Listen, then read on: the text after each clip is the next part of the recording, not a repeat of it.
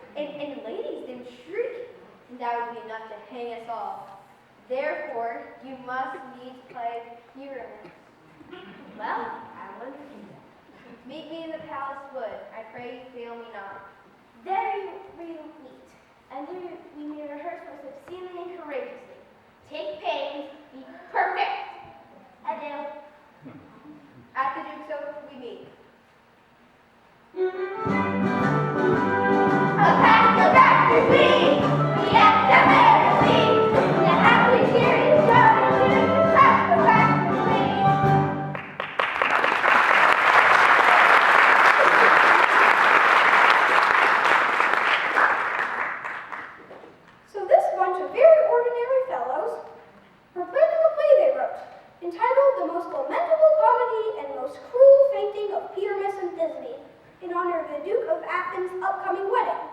They planned to do this without offending any of the ladies in the audience with over-convincing fainting scenes or terrifying lions' roars. And did I mention they planned to accomplish this without 1 ounce of acting experience or talent?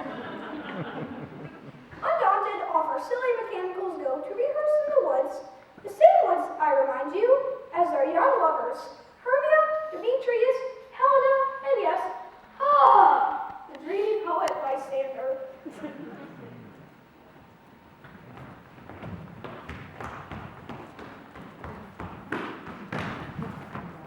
How now, spirit? Whither wander you? Over hill, over dale, through bush and briar, over park, over pale. Through flood, through fire, and I serve the fairy queen to do her oil upon the wind. The king doth keep his revels here tonight. Take heed the queen come not within his sight. Either honest name your shade, and making way, you will that rude and lavish break on Robin Goodfellow. Are not beauties that raise maids of villagers? Skim milk and sometimes labor in the curd? Bootless, make the breathless housewife chirp, and sometimes make the drink to bear no harm. Mislead night wanderers laughing at their harm? Those that hobgoblin call you and sweet Puck. You do their work, and they shall have the buck. Are you not he? Thou speakest aright, I am that merry wanderer of the night. At this point in my play, I have the urge to introduce yet another group of characters, not of this world, but of another. I give you Robin Goodfellow, or as you just heard, some call him Puck. Puck is a rascally attendant of the king of the nymphs, Oberon. That other is a fairy that serves as the queen of the fairies, Titania. The woods are full of imps, nymphs, and fairies. The newest problem is that the king of the nymphs, Oberon, and the queen of the fairies, Titania, are not getting along. Tarry, rise, wine. Am I not thy lord? Then I must be thy lady. Why should Titania cross her Oberon? I do but beg a little changing boy to be my henchman. Set your heart at rest. The fairyland lies, not the child in me. Give me that boy and I would go with thee. Not for thy fairy kingdom, fairies away. We shall chide down right if I longer stay. Well, go thy way. Thou shalt not from this grove, till I torment thee for this injury. Did you get all that? You see, Titania had taken in the little boy after the boy's mother had died. Oberon wanted the boy as a servant, and Titania refused. King Oberon was not used to being denied. Because of their quarreling, the whole world was in disorder. Floods, famine, winds, and fog. Fairies and nymphs have that power, you know. Oberon enlists the aid of his helper, Puck. He tells Puck of a special flower that grows in the west, a flower on which Cupid once let his arrow fall. Fetch me the flower, the herb I showed thee once, the juice of it upon sleeping eyelids laid. Make any mineral and matter dough on the next life creature that sees. I'll put a girdle around the earth in 40 minutes. By this, Puck means he'll get the flower whose juice is a potion for love. Oberon has plans to play such a devious trick on Queen Titania in hopes that she will be so humiliated she will relent and give him what he wants. The juice of this flower in their eyes, the sleeper wakes and falls in love with the first being they lays eyes on, be it handsome, beautiful, or beastly.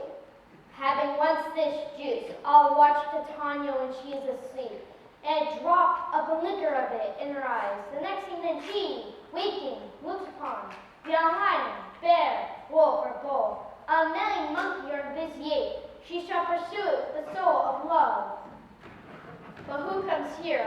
I am invisible, and I hear their conference. Oberon steps back to listen from the shadows, just as Demetrius and Helga enter. I love thee not. Therefore, pursue me not. And even for that, I do love you more. I am sick when I look at you. I am sick when I look not at You you. do impeach your modesty too much. And where are Hermia and Lysander? You told me they would be here, or run from thee and hide me in the brakes, and leave thee to the mercy of the wild beasts. I'll follow thee, to fade upon the hand I love so well.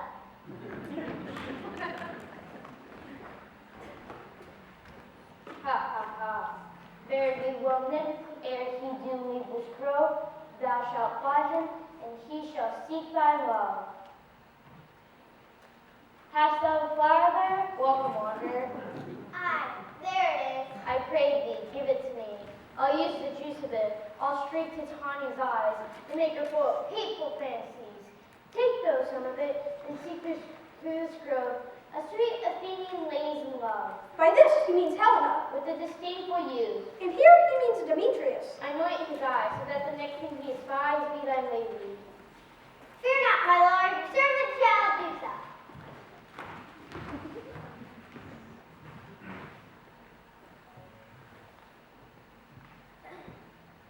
Sing me now asleep, then to your offices and let me rest.